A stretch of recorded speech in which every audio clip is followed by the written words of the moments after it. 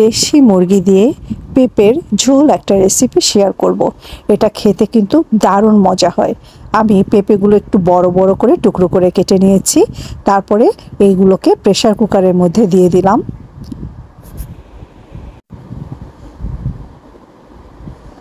এর মধ্যে আমি 1 কাপ পানি দিয়েছি। এবার আমি প্রেসার কুকারের মুখটা বন্ধ করে 4-5টা সিটি দিয়ে আমি এটা একপাশে রেখে দিচ্ছি। এবার আমি রান্নায় চলে আসছি। প্রথমে আমি চুলাতে কড়াই বসিয়ে এর মধ্যে 3 টেবিল চামচের মতো সরিষার তেল দিয়ে দিলাম। এর মধ্যে তেজপাতা, গরম মশলা দিয়ে দিয়েছি। 3টা বড় সাইজের পেঁয়াজ কুচি করে দিয়ে দিলাম। রান্নাটা আমি সরিষার তেলে করছি, আর সরিষার তেলে রান্না করলে অল্প তেলেই হয়ে যায় রান্না এবং এটা বেশ স্বাস্থ্যসম্মত। এর মধ্যে আমি আদা বাটা, রসুন বাটা দিয়ে একটু পানি দিয়ে তারপরে মশলাগুলো দিচ্ছি যাতে পুড়ে না যায়। হলুদের গুঁড়া, মরিচের গুঁড়া, জিরা এবং ধনিয়ার গুঁড়া দিলাম। একটু নাড়াচাড়া করে নিচ্ছি। মুরগির মাংস রান্না করার আগে মশলাটা আমি খুব ভালো করে কষিয়ে নেই।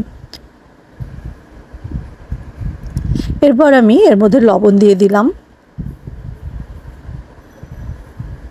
পেঁপে সিদ্ধ করার সময় আমি কিন্তু কোনো লবণ অ্যাড করিনি। মশলাটা আরও সুন্দর করে কষানোর জন্য আধা কাপ পানি দিয়ে ঢাকা দিয়ে দিচ্ছি। ঢেকে দিলে মশলাটা কিন্তু অনেক সুন্দর করে কষানো হয়ে যায়।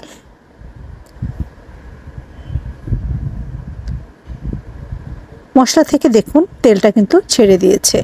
অবশ্যই মশলা কষানোর সময় প্রথম দিকে কিছুক্ষণ ঢাকা দিয়ে দিবেন। এবার আমি মুরগি দিয়ে দিচ্ছি। এটা হচ্ছে রোস্টের মুরগি, লেগ পিসগুলো এবং থাই পিস আছে এখানে।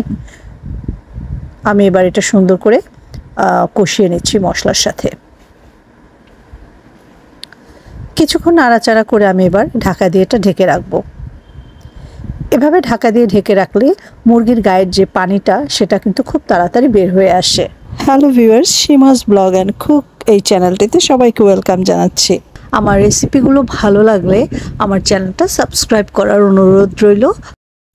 মশলাটা কষাতে কষাতে কিন্তু মুরগির গায়ের থেকে যে পানিটা বের হয়েছে ওটা একেবারে শুকিয়ে গেছে, আর মুরগিটাও বেশ ভালো করেই কষানো হয়ে গেছে। এ পর্যায়ে আমি 1 কাপের মতো পানি দিয়ে আর একটু ভালো করে কষিয়ে নেব।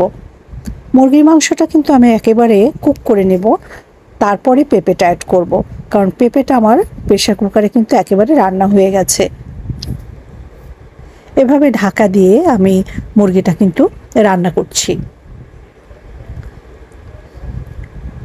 প্রায় 15 মিনিট ধরে রান্নাটা চলছে এবং ইতিমধ্যে মুরগির মাংস থেকে খুবই সুঘ্রাণ বের হয়েছে। মুরগির মাংসটা একদম 95% রান্না হয়ে গেছে।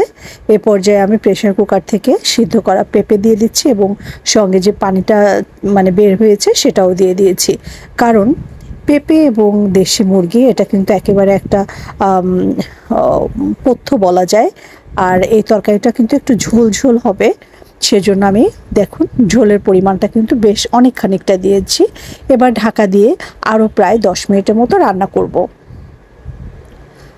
আশা করি ঠিক এইভাবে যদি এই রেসিপিটা রান্না করেন এটা খেতে কিন্তু অনেক মজা হয় এবং যে কেউ এটা কিন্তু আপনার খেয়ে প্রশংসা করবেই, আপনার রান্নার প্রশংসা করবেই। তো এমতো অবস্থায় আমি আরও 2-3 মিনিট রান্না করব। কত সিম্পলভাবে পেঁপে এবং মুরগির মাংসটা রান্না হচ্ছে সেটা নিশ্চয়ই বুঝতে পারছেন। অলমোস্ট রান্না আমার শেষের দিকে। আমি চুলাটা বন্ধ করে দিলাম এবং এ পর্যায়ে ঢাকা দিয়ে আরও 10 মিনিট রেখে দিলাম সেট হওয়ার জন্য। দেখুন তরকারির কালারটা কত সুন্দর এসেছে এবং এটা অনেক সুস্বাদু হয়েছে। রেসিপিটি ভালো লাগলে লাইক, শেয়ার, কমেন্টস করতে ভুলবেন না। সবাই ভালো থাকেন, বিদায় নিচ্ছি, টাটা।